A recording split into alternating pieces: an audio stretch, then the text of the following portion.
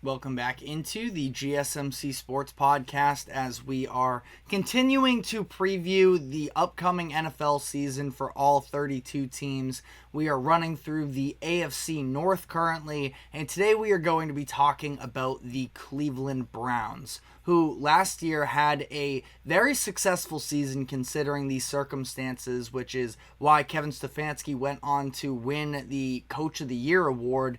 And it comes from a number of different injuries, most notably to Deshaun Watson, who really is yet to live up to expectations since getting his massive contract from the Browns. And we are at this point 4 years removed from seeing Deshaun Watson be elite. That 2020 season was the last time we were able to see the best version of Watson. At that point, it seemed like he was destined to be one of the best quarterbacks in the league, that he could potentially have some sort of budding rivalry with Patrick Mahomes at the top of the AFC, and instead things have gone entirely sideways for Watson because of some of the off-the-field struggles that kept him out for...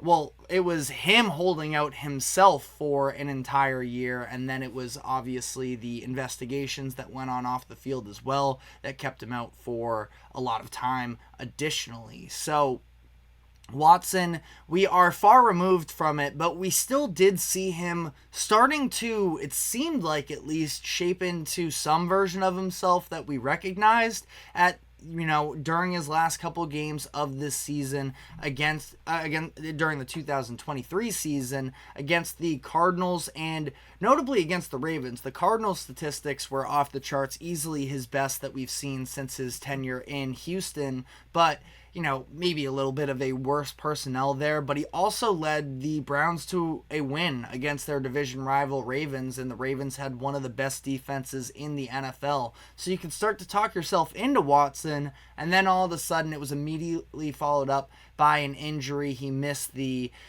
previous 4 games before that Arizona week, and then after that Ravens game, he was done for the year. So he only played 6 games last season, and the majority of it was not up to the standards of what he's about to be paid, because he still has another 3 years remaining on his deal, and his cap hit is now going to be jumping to over $63 million according to SpotRack in each of the next 3 seasons.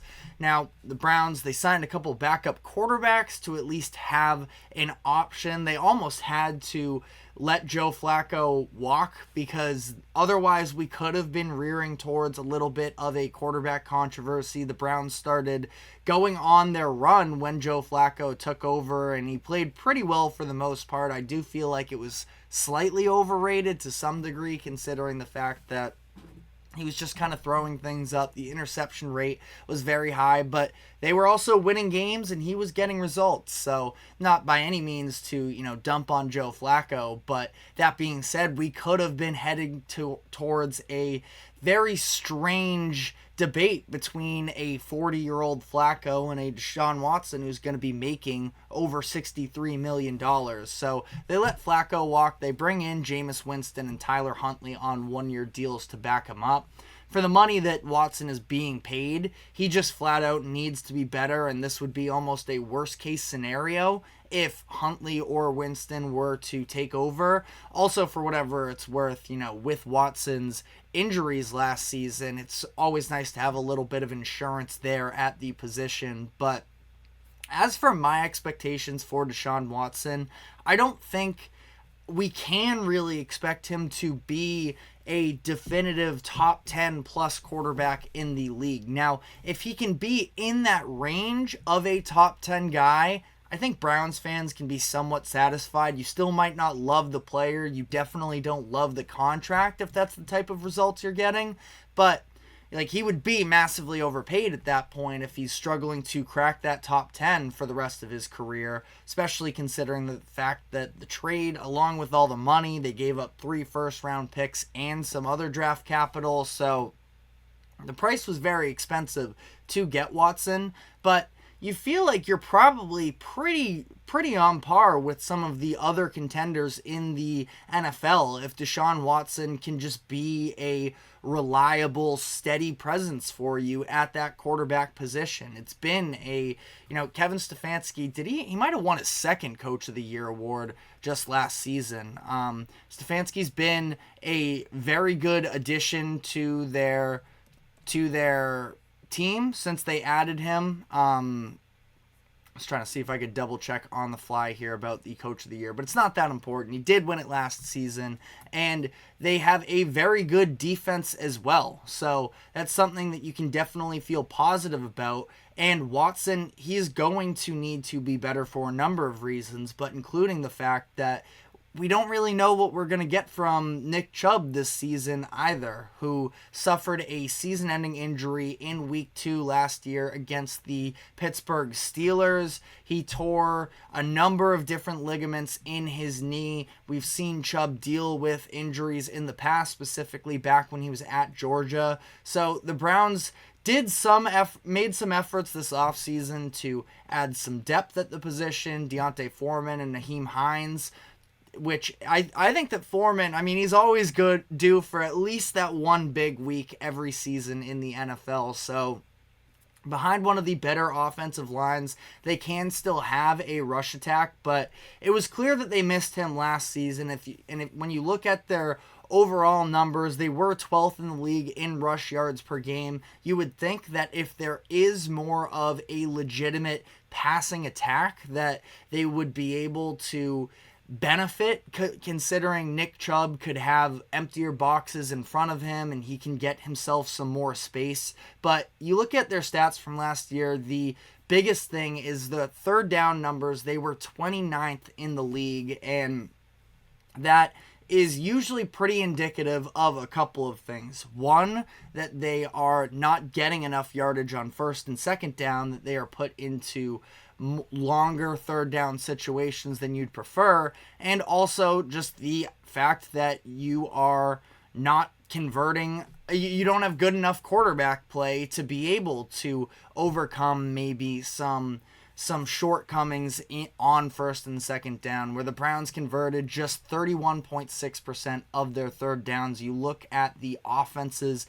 that are in that same realm, only teams worse than them were the Patriots, the Giants, and the Jets. They're below the Titans, the Panthers, the Colts, the Raiders, the Commanders, all of these different teams. That's not the company you want to be in. And it's going to be difficult as well, considering the fact that they just lost their offensive coordinator last year in Alex Van Pelt, who is going to the Patriots. So they replace him with Ken Dorsey, the offensive coordinator for the Bills last year, that overall did he did a fine job with the Bills, you can make an argument for, but at the same time, something needed to change with that Bills offense last year, so they ended up firing him partway through the season, and they did improve after that. So you can't exactly feel great about Ken Dorsey up to this point, but we'll see. They have a lot of foundational pieces on that offense if they can just string them together. And the reason for optimism with the Browns is because their defense last season was elite. They were, setting records in terms of yards allowed per game. They were number one in defensive efficiency, defensive EPA, 3-and-outs forced. They were unbelievable. And for the most part, they are returning the majority of that same group, where they lost a little bit of linebacker depth with Anthony Walker Jr. and Sione Takitaki. They both left in free agency, but they signed Jordan Hicks in the offseason as well, where he's somebody who's coming off of his fifth straight season with 100 or more tackles. He was dealing with some injuries last year. He's getting into his early 30s, so we will probably start to see some level of decline from him, but a pretty nice pickup in general. I did a video, I think it was last week, where I talked about breakout candidates in the NFL, and Jeremiah Owusu-Koramoah is one of my favorite players in the NFL to make a splash. The linebacker last year was phenomenal. He had his first 100-plus yard season, 100-plus tackle season, was selected to his first Pro Bowl appearance, and I do think somebody that could potentially be an All-Pro candidate for years to come. But Like I said, returning the majority of their starters. But the biggest difference of what we're going to see from last year to this year, specifically on that defensive side, is the level of competition from the quarterback position that they will be facing. Because they feasted last year against inferior competition, but this season they are going to have more of a test ahead of them. They only faced 3 quarterbacks last year who finished in the top 12 in quarterback rating. That was Lamar Jackson, Brock Purdy, and Matthew Stafford. And when they went on to face CJ Stroud and the Texans in the playoffs, it was not pretty for them. Now, granted, the 45 points that were scored by the Texans that game was a little bit misleading to the Browns defense, considering the fact that 14 of those points came off of Joe Flacco pick sixes. They allowed 24 points in the first half. Definitely got jumped a little bit, but they came out a lot stronger in the second half. Were unfortunate, the defense at least, because the offense wasn't giving them any sort of help. But like I mentioned, only 3 of those top echelon quarterbacks, and next year, looking at their schedule, they are going to have a number of different challenges ahead of them, where it is 6 quarterbacks in that same top 12 of QBR last year. It is Lamar Jackson, Dak Prescott, Justin Herbert, Patrick Mahomes, Tua Tagovailoa, and Jalen Hurts are all on the schedule for them this year. They will also likely face a healthier Joe Burrow, who should be a significantly better version of himself. So, a lot more tests ahead for their defense this year. According to Sharp Football Analysis, they have the 3rd hardest schedule in the NFL for this upcoming year. So they're going to definitely be tested. And again, I have faith in their defense to still be one of those top tier groups, but it is a little bit unrealistic to expect them to have that same sort of historical impact. They're going to need more from their offense this year, which is definitely a possibility, but especially down the stretch of the season where you see they have 3 games on the road against divisional opponents from week 14 to 18.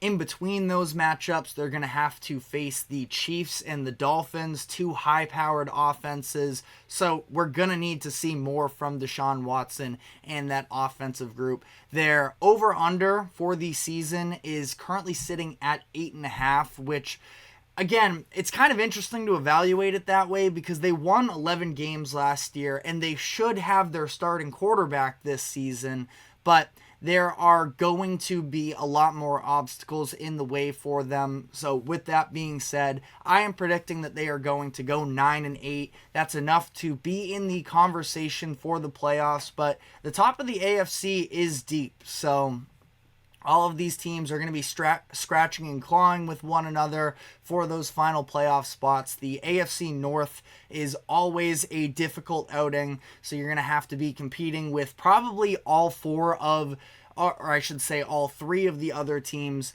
that sort of round out that division as well. Looking at how the Browns prediction stacks up to how I feel about the rest of the AFC so far. The Ravens and Bengals I both have in that range of winning 11 games. Their over-under lines are just around there as well.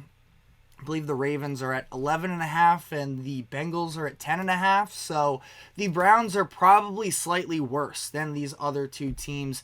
Again, Browns were able to take advantage of not playing a 100% healthy Joe Burrow. The Bengals are going to be more of a threat this season, and there are just other obstacles in the way for them. So ultimately, 9-8, a pretty good year. That is over their betting line for this season. I do have faith, but again, we're going to have to actually see some level of a better offense, you should say, from the Browns to be able to compete. But let me know where you think the Browns are going to end up this year. Again, just to recap, 9-8 for me. But obviously, it is going to be a battle every time in that AFC North, and a lot of things could shake out differently, so we will see. But let me know in the comments section. We're going to be taking our next break here, and when we come back on the other side, we will be diving into the MLB and where things currently stand there coming out of the All-Star break in terms of